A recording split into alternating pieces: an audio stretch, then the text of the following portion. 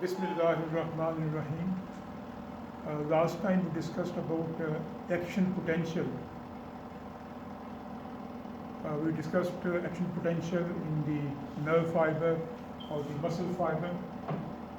And just to summarize, it consists of two phases: the upstroke or depolarization, followed by the downstroke or repolarization. So this type of action potential is recorded from the nerve fiber or the skeletal muscle fiber is called spike potential. Just like a spike, it's called spike potential. You can see this figure also. This is more appropriate to be called as spike potential. This is the spike potential. Minus 70 millivolt, minus 55 is the threshold of excitation, right? And this is the spike potential. Depolarization due to opening of voltage-gated sodium channels, followed by repolarization due to closure of the sodium channels and opening of the potassium voltage-gated channels. And this is the hyperpolarization at the end of the spike potential, action potential. Right? Now, in addition to spike potential, which is recorded from the nerve fiber and the skeletal muscle fiber, there is also action potential with plateau.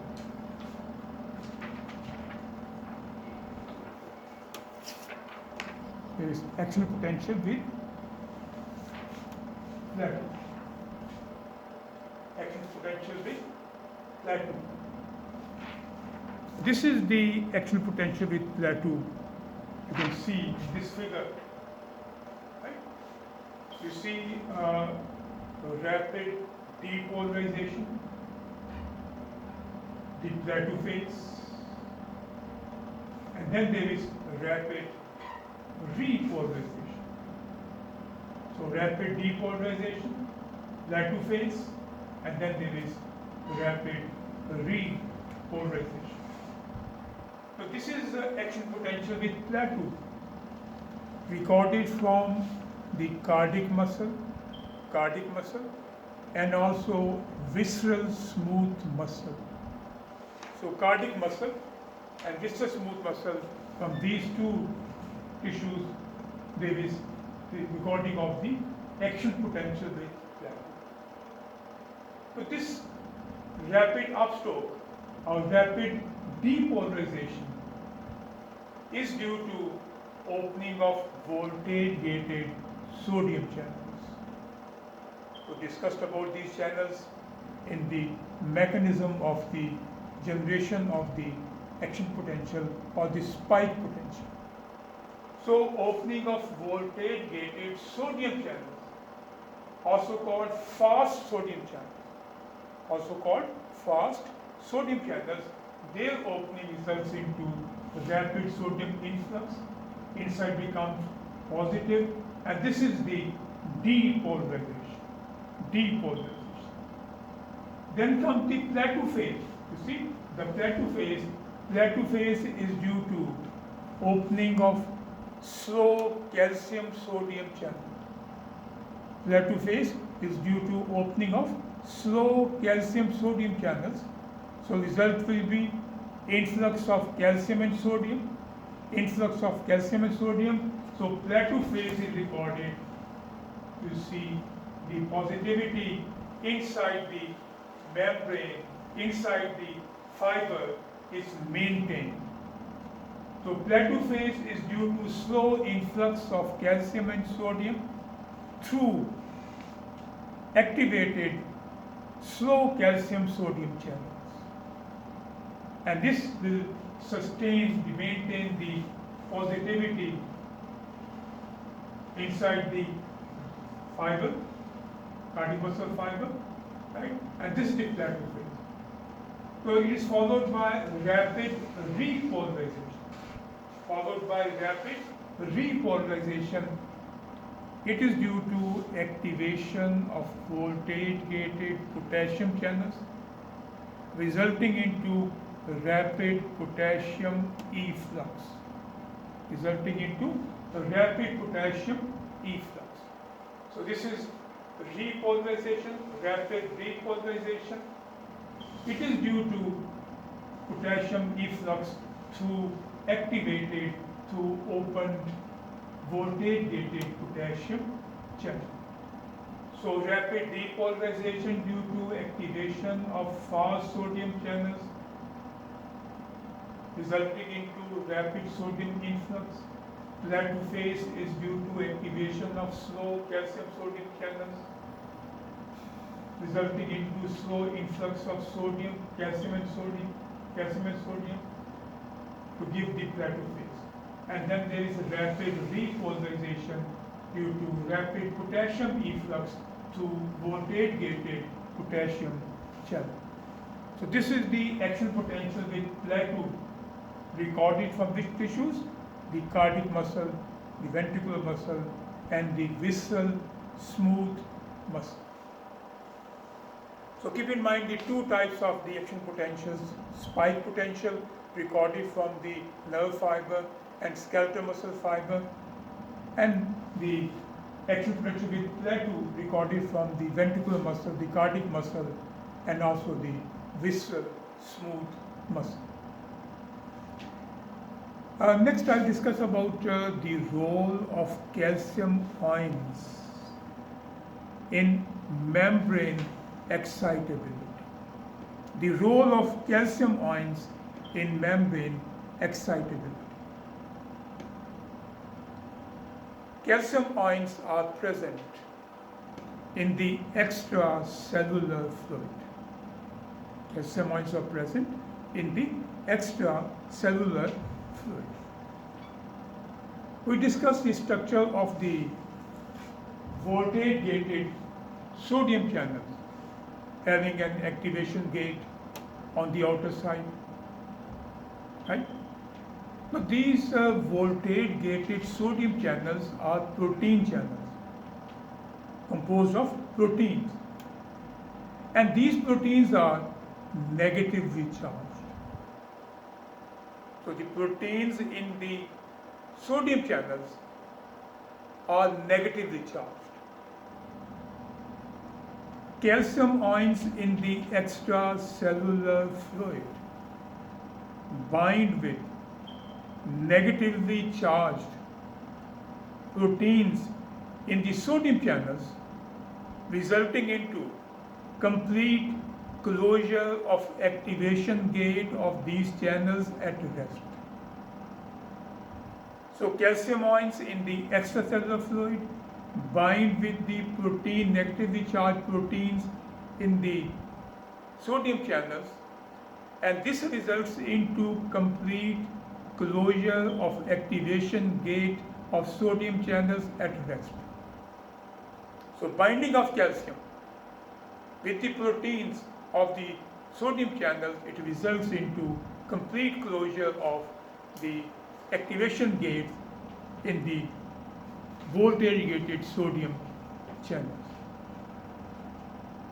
So when ionic calcium is deficient in the extracellular fluid, when ionic calcium is deficient in the extracellular fluid,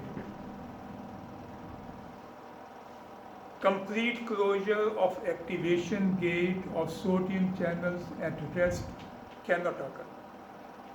So deficiency of calcium ions in the extracellular fluid,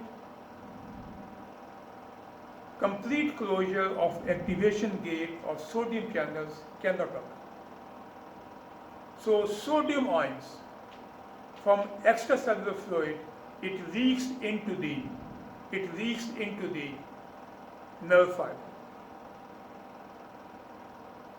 and this will increase the membrane potential at rest.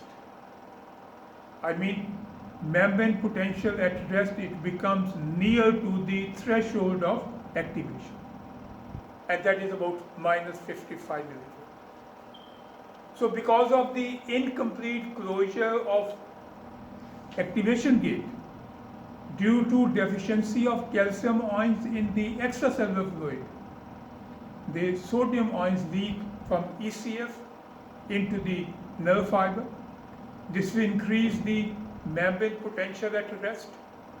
I mean, it becomes less negative.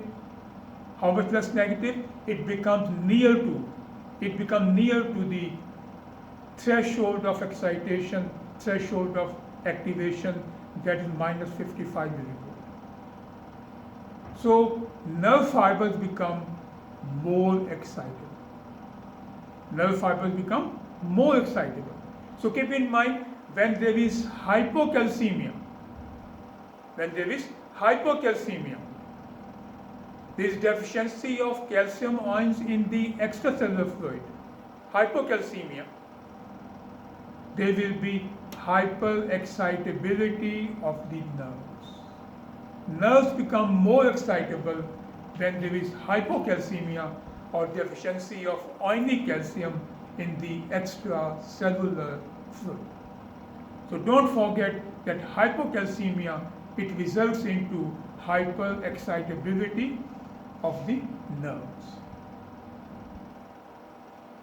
We can say that calcium ions in the extracellular fluid stabilize the cell membrane. Calcium ions in the extracellular fluid stabilize the cell membrane. Hypercalcemia increase calcium concentration in the extracellular fluid.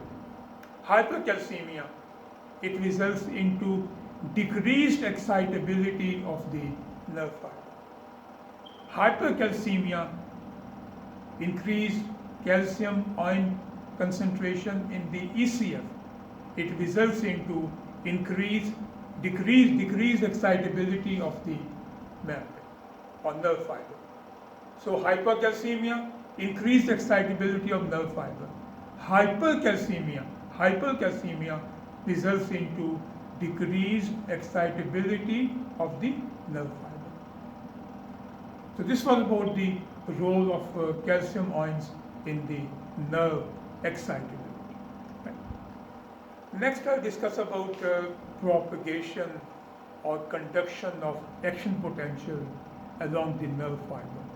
Propagation or conduction of action potential along the nerve fiber. You know two types of nerve fibers, unmyelinated and myelinated. So two types of nerve fibers, unmyelinated and myelinated. Now first about the propagation of action potential or conduction of action potential along the nerve fiber which is unmyelinated. The nerve fiber which is unmyelinated without myelin sheath.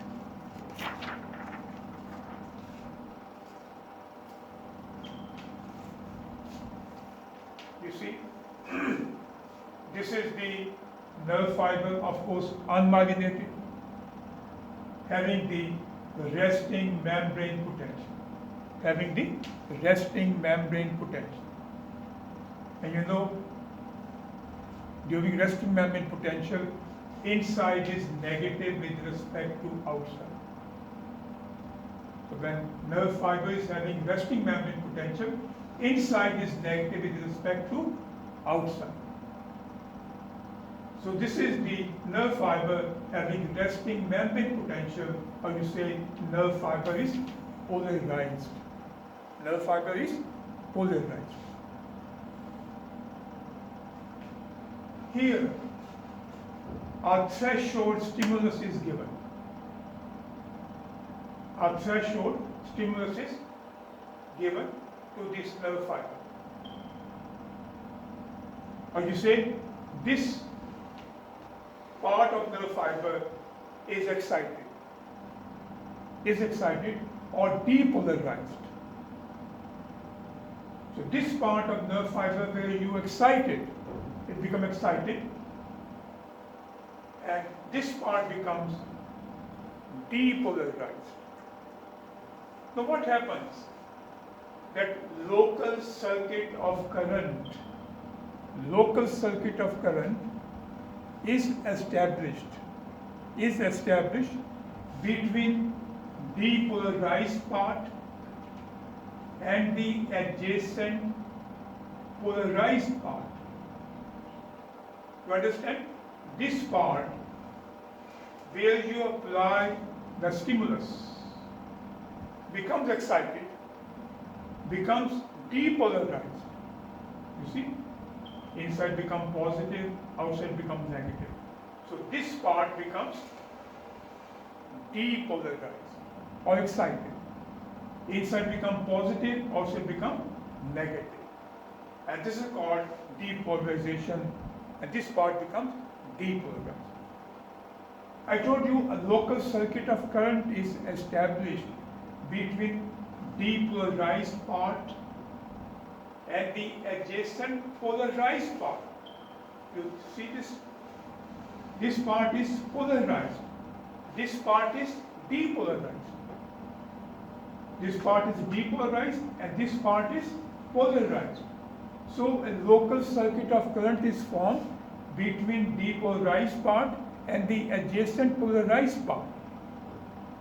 So this local circuit of current is completed through exoplasm and through the extracellular fluid. So this local circuit of current is formed through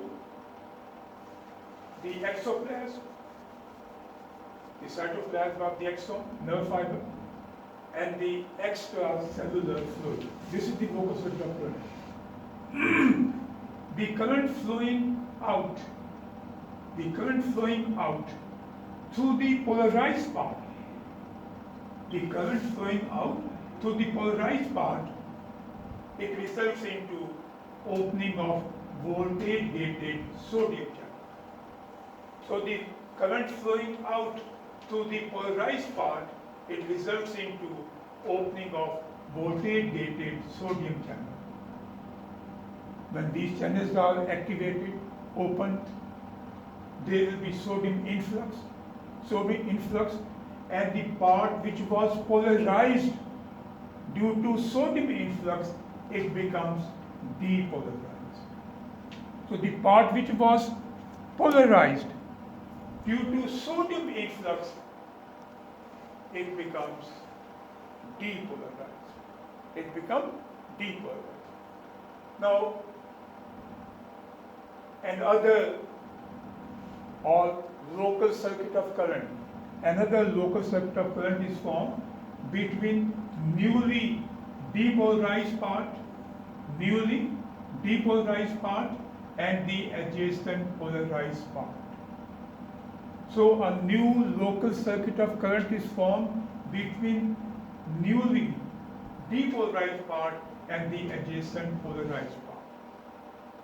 And the current flowing out through the polarized part, it results into opening activation of sodium channels in the part which is still polarized. So you see, because of this sodium influx, this part also becomes depolarized. So the nerve fiber which is unmyelinated, along that, action potential or nerve impulse is propagated by forming a local circuit of current between depolarized part and the adjacent polarized part. So the nerve fiber is excited or action potential is propagated in a successive manner. Along this nerve fiber, action potential is propagated or nerve fiber is depolarized or excited in a successive manner by forming local circuit of current between depolarized part and the adjacent polarized part. So in a successive manner,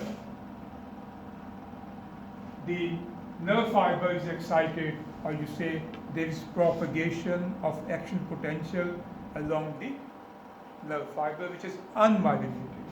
Or you say there is point to point or part to part propagation of action potential along the nerve fiber which is unmyelinated. There is point to point or part to part propagation of action potential along the nerve fiber which is unmyelinated. But we see here that action potential is propagated in both directions.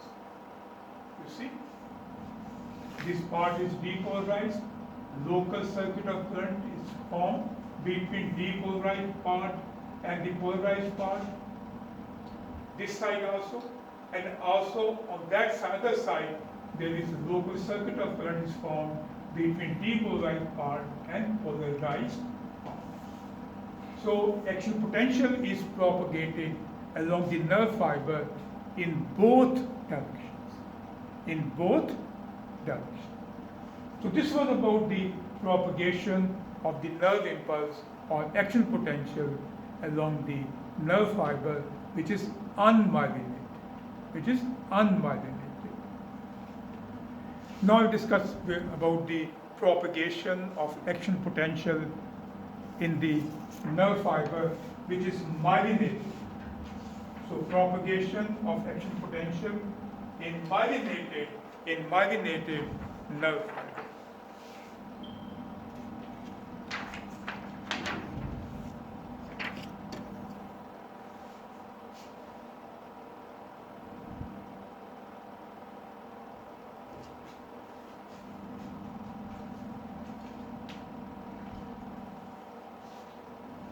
You see, this nerve fiber is myelinated.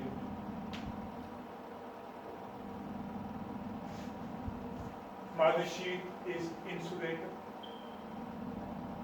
It doesn't allow the ions to move through the myelin sheath. But myelin sheath is absent at the node of Ranvier. Myelin sheath is absent at the node of Ranvier, where there is no myelin sheath, but the outermost layer, the neurorama is present at the node of Ranvier. And the neurorama is permeable to ions. Neurorama contains ion channels. Neurorama contains ion channels and it is permeable to ions. You see, this is the node of Ranvier, where there is no myelin sheath, but only there is neurorama present. It contains the channels, ion channels, right? And this neurorama is permeable to ions. Now in the nerve fiber which is myelinated, action potential is propagated by saltatory conduction. So action potential is propagated by saltatory conduction. By saltatory conduction. Saltare, Latin word, it means to jump. It means to jump. Saltare is the Latin word, it means to jump. So saltatory conduction is present in the nerve fiber which is myelinated. And this is jumping type of propagation of action potential from node to node. You say action potential jumps from node to node. Action potential, it jumps from node to node. You see, this is the myelin sheath. This is the node of Ranvier. And then at this node of Ranvier, ion channels are present. So current can't flow through the myelin sheath, but current can flow through the node of Ranvier. So it is jumping type of propagation from node to node. Or you say action potential jumps from node to node, node to node.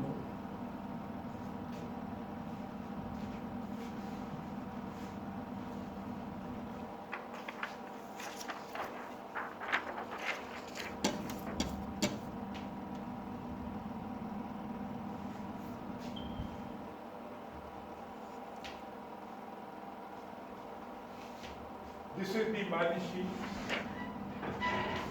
This is the node of Ranvier here and node of Ranvier here. Local circuit of current cannot be completed to the node of Ranvier, to the Miley sheet. So local circuit of current cannot be completed to the Miley sheet because Miley sheet is insulated, impermeable to ions.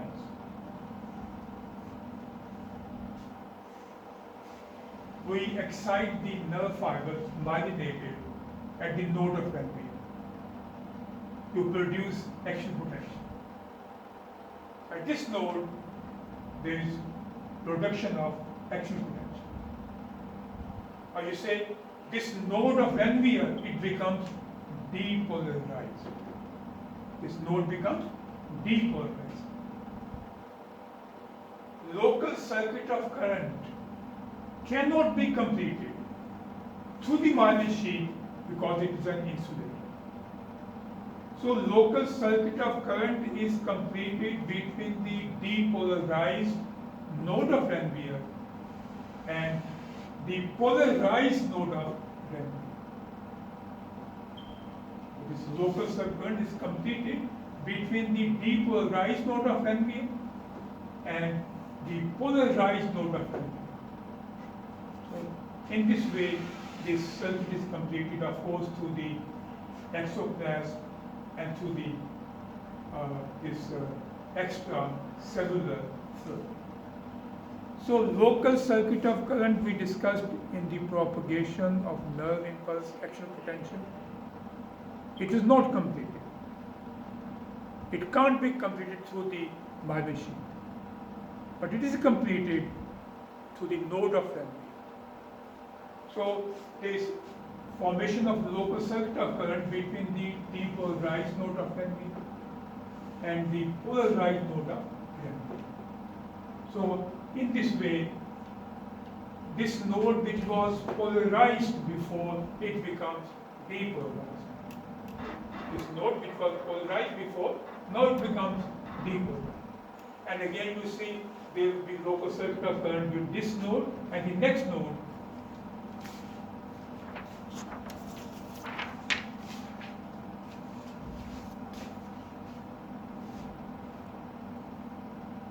This is the local circuit of current between these two nodes. This node is depolarized, this is polarized. And this local circuit of current is completed through the nodes only, not through Miley sheet. So action potential jumps from node to node, node to node. Right? So this jumping type of conduction or propagation of action potential is called saltatory conduction. Now here, in these nerve fibers which are myelinated, the jumping type of the conduction. What about the nerve fiber which is unmyelinated? There is point-to-point conduction, part-to-part conduction of the action potential or nerve impulse. Saltatory conduction has certain advantages. One advantage is that it increases the velocity of conduction. You compare simple walking with jumping. Simple walking in nerve fiber which is unmyelinated and jumping type of propagation in nerve fiber which is myelinated. So velocity of conduction is much faster in saltatory conduction as compared to the conduction in the nerve fiber which is unmyelinated. So faster velocity of conduction in these nerve fibers. In nerve fiber which is unmyelinated, the velocity of conduction is 0.5 to 2 meter per second. And nerve fiber having myelin sheath which is myelinated, the velocity of conduction may be up to 110 meter per second.